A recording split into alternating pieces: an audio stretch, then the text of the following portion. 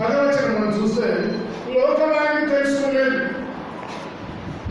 మీరు తెలుసుకోలేదు, లోకం కూడా యేసెవరో తెలుసుకోలేదు.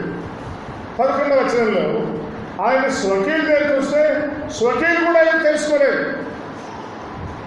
27వ ఆయన ఎవరితో మాట్లాడుతున్నాడు అంటే 27వ ఆయన మాట్లాడింది నిజానికి మనం గమనిస్తే 27వ ఆయన మాట్లాడింది 19వ మనకు అర్థమైంది. నీవెవడమని అడుగుటకు యూదులు యెరూషలేము నుండి యాజకులను లేవీయులను యోహాను దగ్గరికి పంపించినారట. కనుక మీరు ఆయన ఎరుగరు. మీరు అంటే ఎవరంటే యూదులైనటువంటి వాళ్ళు, యాజకులైన వాళ్ళు, లేవీయులైన వాళ్ళు. ఇంకా 24వ పంపబడిన వారు పరిసయ్యులు. కనుక యూదులైన వారు కూడా ఆయన ఎవరో ఎరుగరు, యాజకులైన వారు కూడా ఆయన ఎవరో ఎరుగరు, లేవీయులైన వాళ్ళు కూడా ఆయన ఎవరో ఎరుగరు, శాస్త్రులు పరిసయ్యులు కూడా ఆయన ఎవరో ఎరుగరు. మరి ఎవరు ఎరుగుతున్నారు యేసును? వాళ్ళు మాత్రమే కాదు. ఇతర సువార్తల్లో మనం చూస్తే లూకాసు వార్త 8వ అధ్యాయంలో శిష్యులు సముద్రంలో పడవలో ప్రయాణం చేస్తూ ఉన్నారు. గాలి ఎదురైంది, నీళ్ళన్నీ పడవలోకి వచ్చినాయి.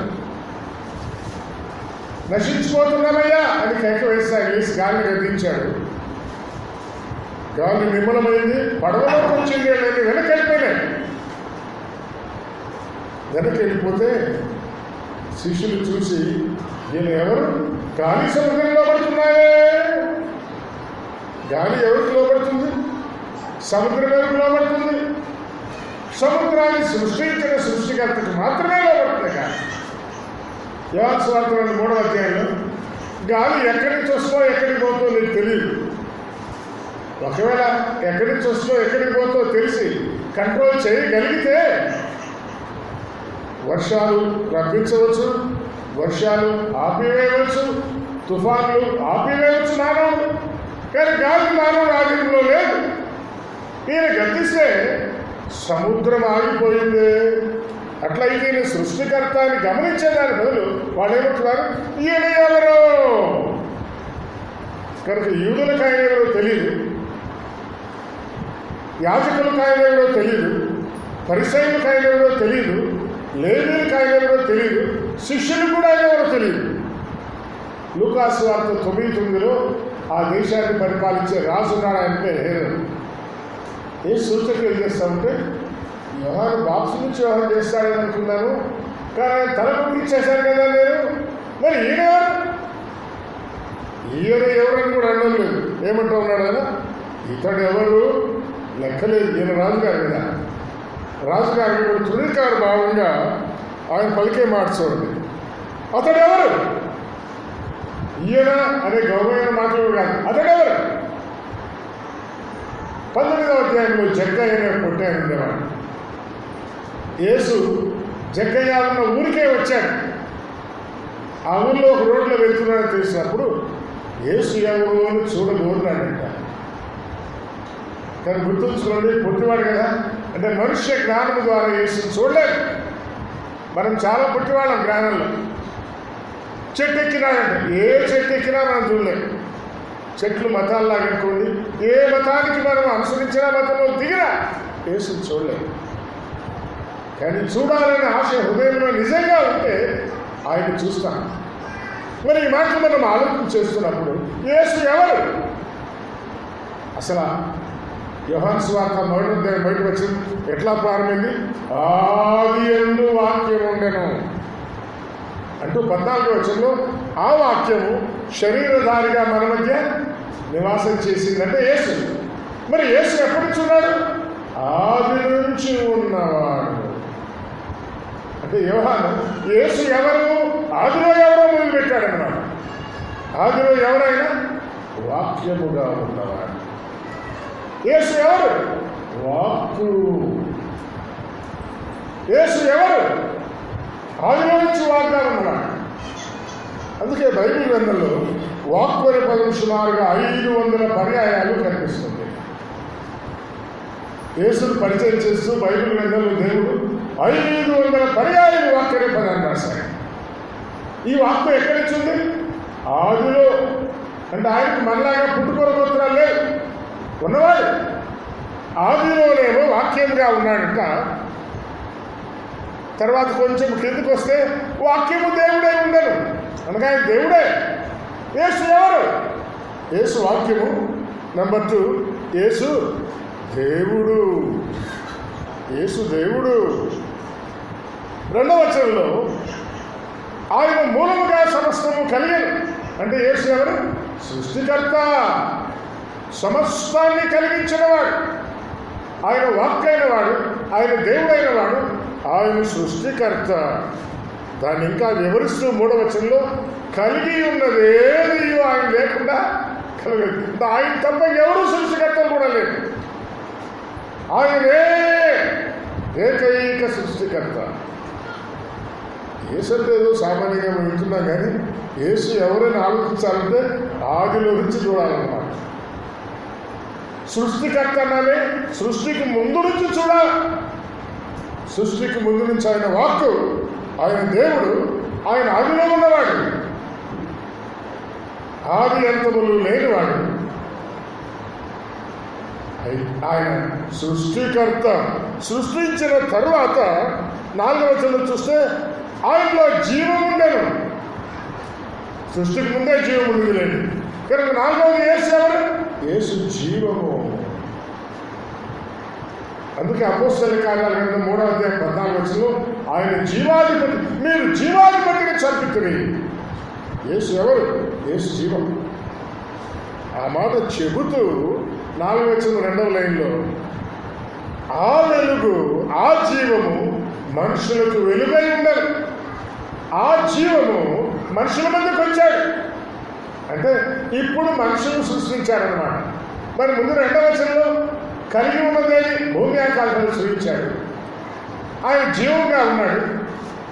మానవుని సృజించిన తరువాత ఆ జీవము మానవునికి వెలుగుగా వచ్చాడు. అట్లయితే యేసు ఎవరంటే ఇప్పటికి 6 జవాబులు మనకు వచ్చాయి కదా. ఏమేమి వచ్చాయి? కొంతమంది రాసుకుంటా ఉన్నారు, చాలా సంతోషం.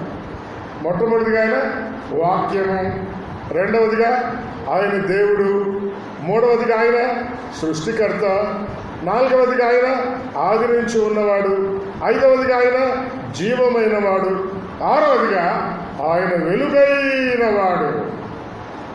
ఆయన వెలుగైన వాడు, ఆయన వెలుగైన వాడు. 8వ వచనంలో నిజమైన వెలుగు ఉండను అంటూ ఆ వెలుగు లోకంలోనికి వచ్చుచు. వస్తూ పోతూ ఈ పాత నిబంధన కాలంలో యేసు వస్తూ పోతూ ఉండేవాడు. ప్రతి మనుష్యుని వెలిగించుచుండెను. ఎవరైతే ఆయన ఎవరో అని తెలుసుకుందామనుకున్నారో వాళ్ళందరినీ వెలిగిస్తూ వచ్చాడు. అబ్రాహాం తెలుసుకుందామనుకున్నాడు, అబ్రాహాం వెలిగించాడు. కానీ పాత నిబంధన కాలంలో వస్తూ పోతూ ఉన్నటువంటి వెలుగాయి. అది 8వ నెంబరు, మరి 7వ నెంబర్ అని అనుకుంటా ఉన్నాను. కనుక యేసు ఎవరు?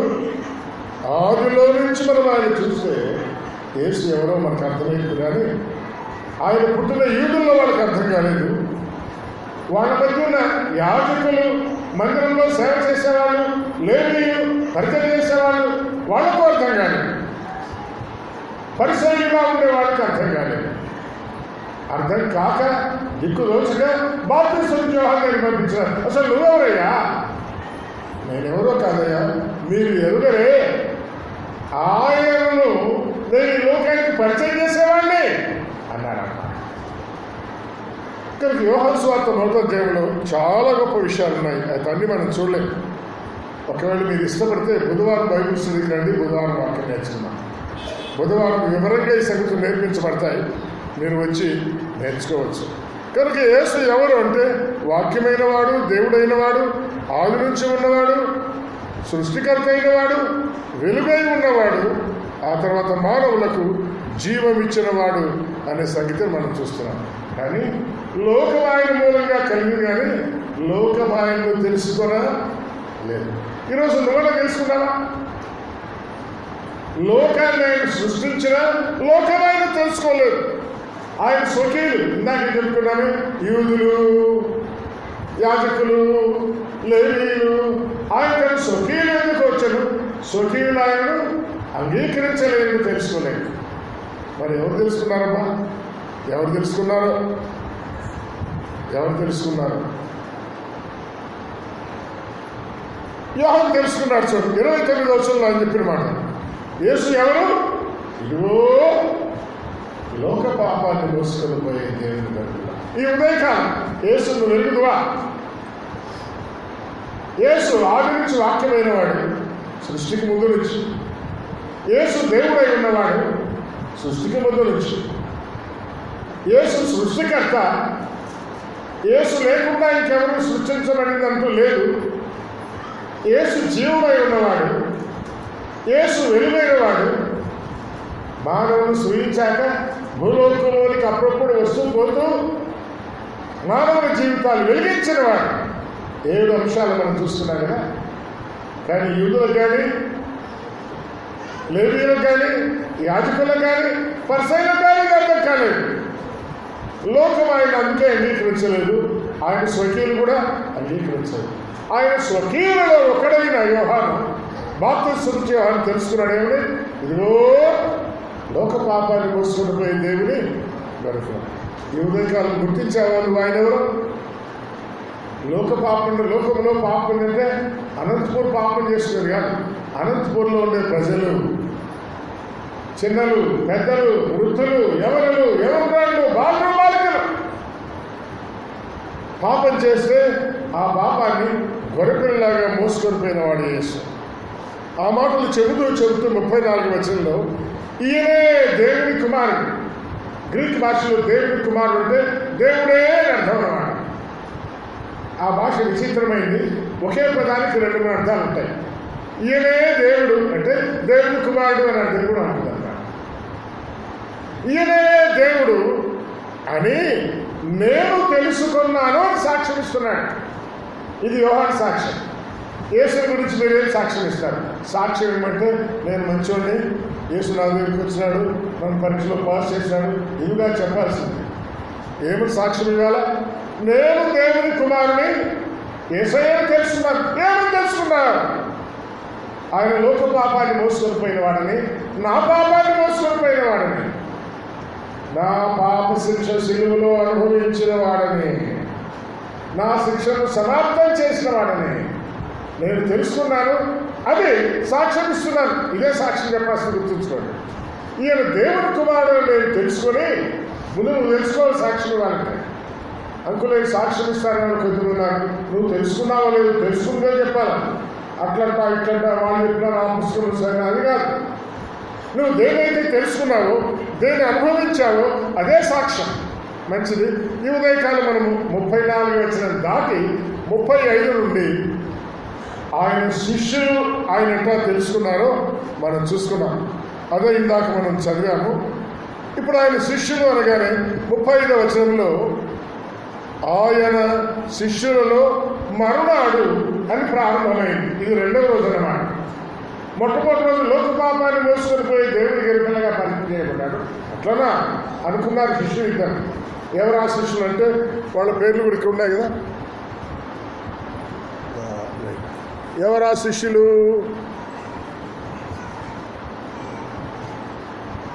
మరునాడు యోహాను తన వద్దకు వచ్చి చూచి, ఇదిగో లోక పాపాన్ని మోసుకొని పోయే దేవుని గొర్రెపిల్ల అని చెప్పాడు. ఆయన శిష్యుల్లో 2, యోహాను, అంద్రేయ. తర్వాత మనం చదివితే ఆ 2లో ఒకడు అంద్రేయ అని చెబుతూ 2వ వాడైన యోహాను అంటే గ్రంథకర్త తన పేరు చెప్పుకోవడం అన్నమాట. యోహాను, అంద్రేయులు ఆయన రబ్బీ అని పిలిచినాడు. బోధకుడు అన్నాడు. యేసు ఎవరు? బోధకుడు అండి. ఆయన బోధలు విచిత్రంగా ఉంటాయి. ఓసారి బోధ చేస్తా ఉంటే పోలీసు వాళ్ళు పంపించినారు పట్టుకోవడం. ఆయన బోధకుడు వాళ్ళు మారుమనస్పతి మారిపోయారు. ఏమయ్యా పట్టుకోవడం? ఆయన మాట్లాడుతూ ఎవరు మాట్లాడడం లేదయ్యా. ఆయన మాటలు వింటే మేము మారిపోయినాము వచ్చారు. ఇదేదయ్యా పట్టుకోవడం అంటే మీరు మారిపోయినా వచ్చినాము. అవును, ఆయన అంటాడు బోధకుడు. వీళ్ళు కూడా బోధకుడు అనుకున్నారు ముందు. బోధకుడు అనుకుని ఆయన వెంబడిస్తా ఉన్నారు. ఈ ఉదయకాలం నీకు ప్రశ్న, నువ్వు ఆయన వెంబడిస్తున్నావు? వెంబడిస్తా ఉంటే మనం చదువుకున్న భాగంగా ఆయన మాట్లాడు. ఆయన అర్థమైంది వీళ్ళ సంగతి, నేను ఎవరో తెలుసుకున్నాను, మీరు ఎవరు వెతుకుతున్నారు అన్నాడు. రబ్బీ, నువ్వు ఎక్కడ కాకుండా మీ ఇల్లు ఎక్కడయ్యా? ఎవరైనా మనల్ని మీ ఇల్లు ఎక్కడ అర్థమేమి, నేను రావాలనుకుంటున్నా అర్థం అన్నమాట. ఆయనకు అర్థమైపోయింది. అట్లా రాండి, పోదాం రండి అని పిలుచుకొని పోయినాడు. పోదాం రాండి అని పిలుచుకొని పోగానే వెళ్ళిపోయినాడు. 39వ వచనంలో, ఆ దినమున ఆయన యుద్ధ బస చేసి, ప్రొద్దున ఎలిగంటలో పోయినారు తెలియదు, ఎందుకంటే మనం చదువుకుని 30 వచ్చిన మరునాడు అంటే బహుశా పొద్దు నుంచి బయలుదేరినారు అన్నమాట. 39వ వచనంలో, అప్పుడు పగలు రమారామి 4 గంటల, సాయంకాలం 4 గంటల దాకా ఆయనతో ఉన్నారు. ఇది వన్ డే రిట్రీట్ అనుకోవచ్చు. ఎవరితో రిట్రీట్? యేసుతో రిట్రీట్. అబ్బో, ఎవరు? ఇద్దరే. అంకుల్ అందరూ ఊరిపోయినారు, ఇద్దరే వస్తారు. ఇద్దరు వచ్చిన పర్లేదు, రిట్రీట్ పెట్టుకుంటారు, పర్లేదు, మీరు వస్తే చాలు. ఏసయ్య ఇద్దరితోనే వన్ డే రిట్రీట్. ఆ రోజు వాళ్ళ జీవితాలు మార్చమన్నారు.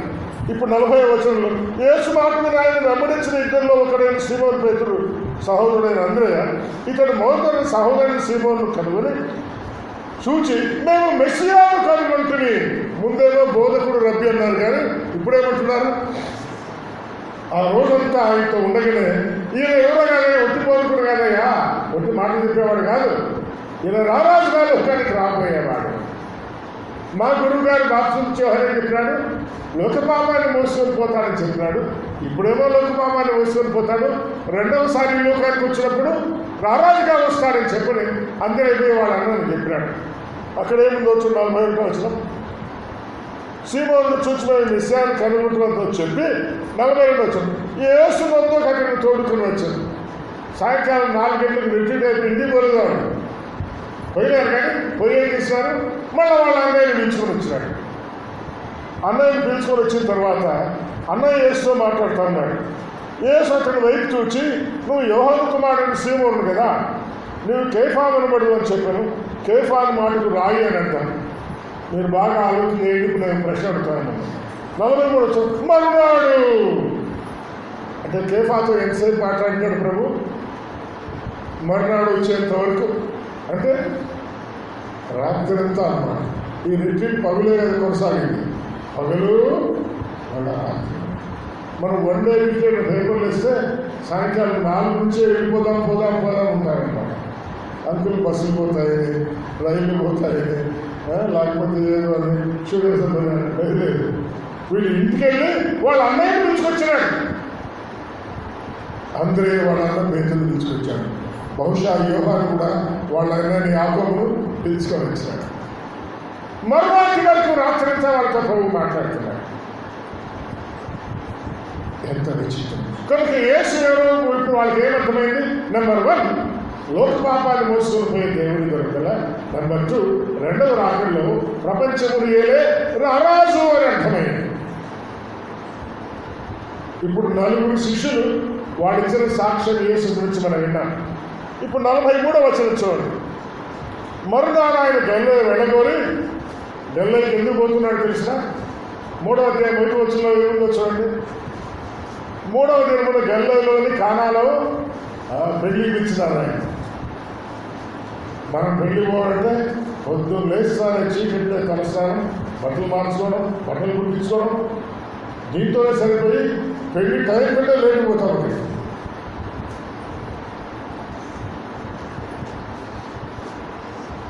మరునాడు కానీ పెళ్లికి పోవాలా? కానీ ఏం చేస్తున్నాడు చూడండి.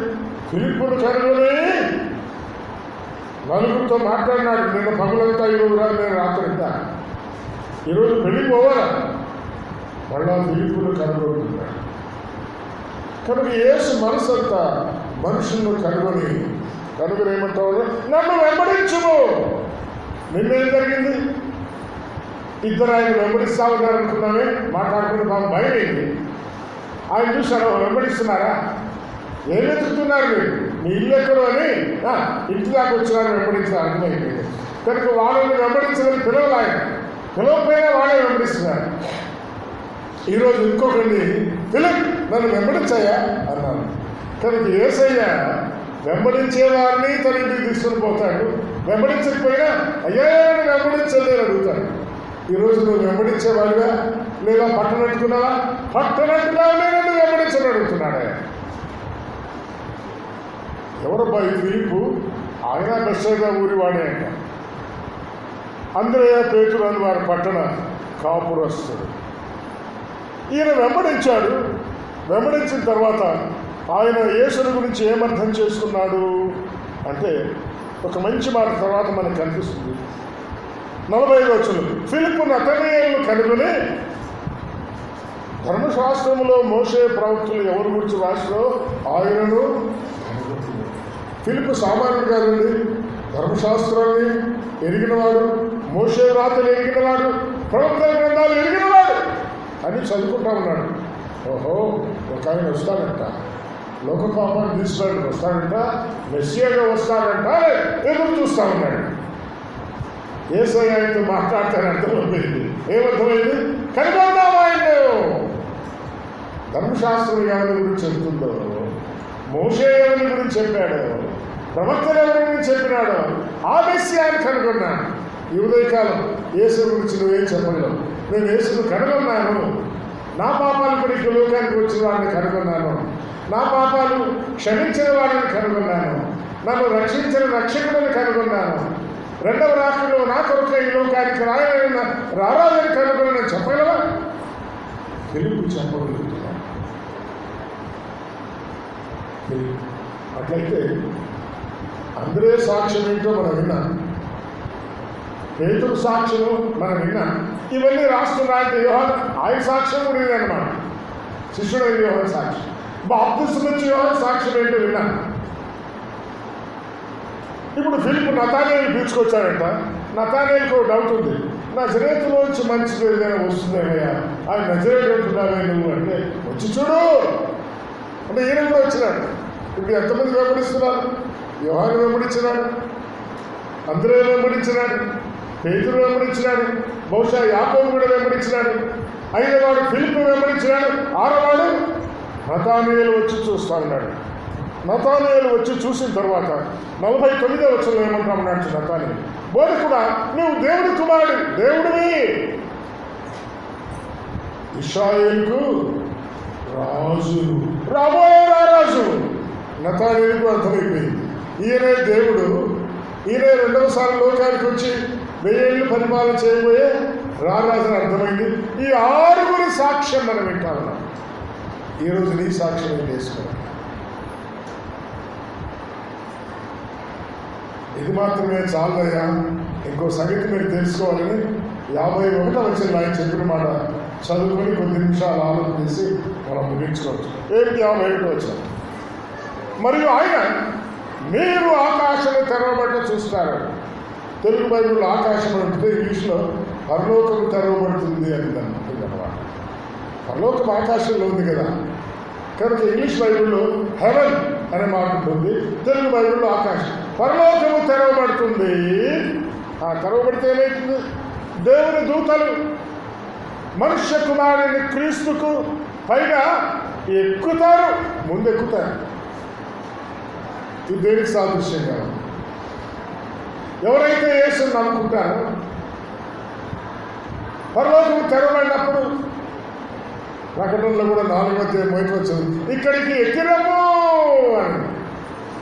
తెస్సలోనికైన మొదటి పత్రిక 4వ అధ్యాయం 16వ వచనంలో, ప్రధాన దూత శబ్దముతోనూ దేవుని బోధతోనూ ప్రభు ఆకాశ మండలానికి పరలోకము నుండి దిగి వస్తాడు. దిగి వచ్చినప్పుడు మనుషులందరూ ఏం చేస్తారు? పైకి వెళ్ళిపోతారు. పైకి వెళ్ళాలంటే భూలోకములో నిచ్చెనగా ఉన్న యేసును రక్షకుడుగా నమ్ముకొని ఆ నిచ్చెన ఎక్కే వాళ్ళగా మనం ఉండాలన్నమాట. ఎక్కడ ఉంటే లాభం లేదు. ఒక నిద్ర మీద ఉన్నాడు, పైకి ఎక్కడా అంటే ఎక్కకపోతాడు, నిచ్చెన దగ్గర పోతేనే ఎక్కిపోతాడు. యేసయ్య నిచ్చెన, యేసయ్యను ఆశ్రయించాలా, యేసయ్యను సమీపించాలి. దాని యొక్క మొదటి మెట్టే రక్షణ, మొదటి మెట్టే పాప క్షమాపణ, మొదటి మెట్టే యేసయ్య నా పాపాలను క్షమించమని చేసుకునే తీర్మానం. ఎంతమంది మీలో మొదటి పెట్టొచ్చున్నారు? యేసయ్యా నా పాపాలు క్షమించమని ఎప్పుడు అడిగినారు? మౌతి బట్టి ఎప్పుడు ఎక్కినారు? ఇంకా ఎక్కలేదు. ఎక్కినట్టుందయ్యా కానీ మెట్టెక్కిన వాడికి ఎక్కినట్టుందంటాడా? లేదు, ఎక్కినారయ్యా అంటాడు. ఎప్పుడు ఎక్కినావయ్యా? 5 నిమిషాల మీద ఎక్కినా, లేదా పోయిన సంవత్సరం 2016లో ఎక్కినాడు.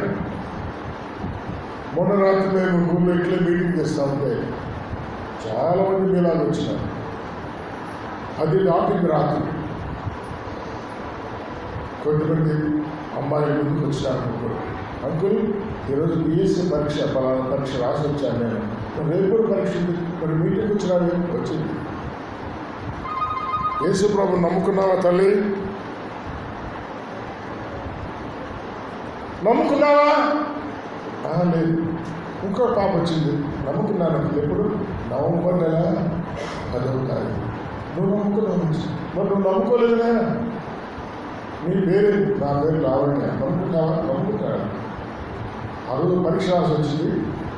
పరీక్షతోనే 10 కిలోమీటర్లు పోవాలా? 10 కిలోమీటర్లు పోయి పరీక్ష రాసి వచ్చింది. రేపు మళ్ళీ పొద్దున 10 కిలోమీటర్లు పోవాలి. కానీ హృదయంలో ఆశ ఉంది. ఆ రాత్రి నమ్ముకుంది. ఇంకో పాప కూడా నమ్ముకుంది, దివ్య అనే పాప. ఇద్దరు నమ్ముకున్నారు. ఇద్దరు వాళ్ళు నమ్ముకొని ప్రభు అయిన క్రీస్తు యేసు రక్షణ కూడా అంగీకరించి పరీక్షలు రాస్తూ ఉన్నాడు. అయితే సంతోషించి ఆనందించిపోయినారు. ఈరోజు నీ పరిస్థితి మొదటి మెట్టు ఎక్కినావా? ఒకవేళ మొదటి మెట్టు రక్షణ అంటే, రెండవ మెట్టు మీరు చెప్పండి ఏమైంటుందో. రక్షించబడిన వాళ్ళ అపుస్తల కాలం 2:40 ప్రకారం ఏం చేయాలి? బాప్తిసం పొందాలి. కొంతమంది రెండో మెట్టు ఆగిపోయినారు, పొందల. కొంతమంది రెండో మెట్టు ఎక్కినారు. మూడో మెట్టు ఏంటి? అపోస్తలుల బోధ. అంటే బుధవారం బైబిల్ స్టడీకి రావాలి బోధ. చాలా మంది అక్కడ ఆగిపోయినారు. 4వ మెట్టు ఏంటి? అపోస్తలుల బోధ. 4 సహవాసం. 5వ మెట్టు ఏంటి? రొట్టెలు ఇచ్చి సాగినారు. మీకు కొంత 5 నిమిషాలు రొట్టెలు ఇస్తాం కదా, కొంతమంది ఉన్నారు ఇప్పుడు వెళ్ళిపోతారు. అది 5వ మెట్టు. 6వ మెట్టు ఏంటి? ప్రార్థన. శనివారం రాత్రి ప్రార్థనకు రావాలా? ఎట్లా రావాలా? ఎడతేయకుండా. మనుషు కుమారుడు పైగా ఎక్కుతారు అంటే రక్షించడం పరలోకం చేస్తారు. తెస్సలోనికీయుల మొదటి పత్రిక 4వ అధ్యాయం 13 నుంచి 18 చదివితే, ఇక మీరు సదాకాలం ఆయనతోనే ఉంటారు. అంటే ఆయన భూలోకానికి వస్తూ ఉంటాడు, పోతూ ఉంటాడు. కనుక నిత్యం ఎక్కుతూ దిగుతూ సదాకాలం ఉంటాడు. ఈ అనుభవం మీకు కావాలా? అట్లా దేశం ఎవరో తెలుసుకోవాలా? ఆయన కుమారులే జీవించాలి. అలా జీవించడానికి ప్రభు తన అమూల్యమైన కృపను మనందరి పట్ల విస్తరింపు చేయగాక. ప్రార్థన.